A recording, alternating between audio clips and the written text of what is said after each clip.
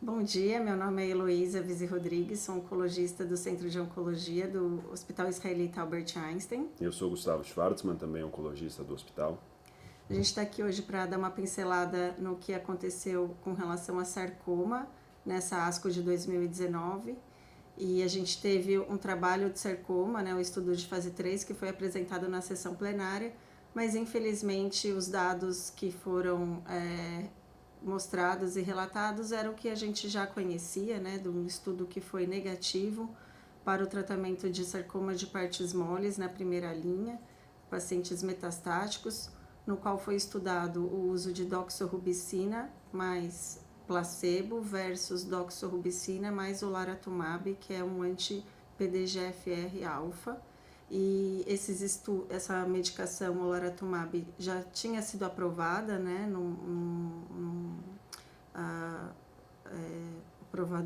num processo de aceleração, e a gente teve oportunidade de fazer uso dessa medicação, inclusive aqui no Brasil, e através dos dados do estudo de fase 2. Posteriormente, com o desfecho do estudo de fase 3, a gente infelizmente não atingiu o benefício de sobrevida global que se esperava com a adição desse tratamento.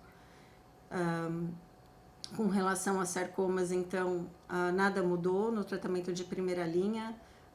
O principal arma que a gente tem em mãos é quimioterapia baseada em antraciclina, com ou sem outro quimioterápico, a depender aí da necessidade de resposta. Esse estudo foi interessante porque ele reforça a importância de um estudo fase 3 confirmatório, né? Os dados do estudo fase 2 eram muito animadores, um grande ganho de benefício de sobrevida global que não se verificou, inclusive na sobrevida livre de progressão, pareceu até ser um pouco pior do que com o olaratumab versus placebo.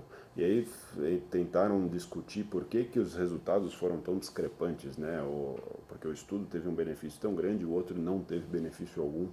E a principal probabilidade é que houve um grande desbalanço entre as características dos pacientes do estudo fase 2, que eram pacientes de melhor risco nos que receberam o olaratumab, e talvez não tenha sido o próprio olaratumab, mas simplesmente porque eram pacientes mais saudáveis, com subtipos de sarcoma menos agressivos. Nas sessões de pôster, nós tivemos também nada muito significativo para melhorar o nosso tratamento para sarcoma, mas a gente pode destacar aqui dois estudos, e um reforça a importância de uma revisão de lâmina por um centro especializado.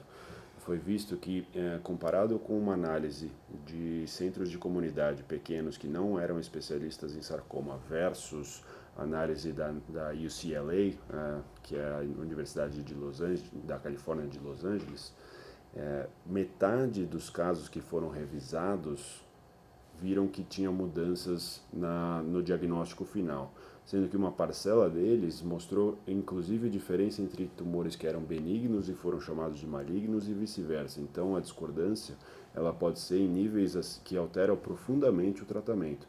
Então é muito importante para qualquer caso de sarcoma que a lâmina seja revisada tanto para definir a malignidade da lesão, quanto para definir qual é o subtipo. Hoje a gente tem mais de 50 subtipos de sarcoma e muitas vezes são muito difíceis de se diferenciar, e a gente tem patologistas especializados em sarcoma. Então é uma área que realmente precisa ser muito bem analisada antes de se tomar conclusões e condutas que podem ser muito drásticas, né, com amputações de membro, com quimioterapias violentas. Então a gente precisa ter muita certeza desse diagnóstico.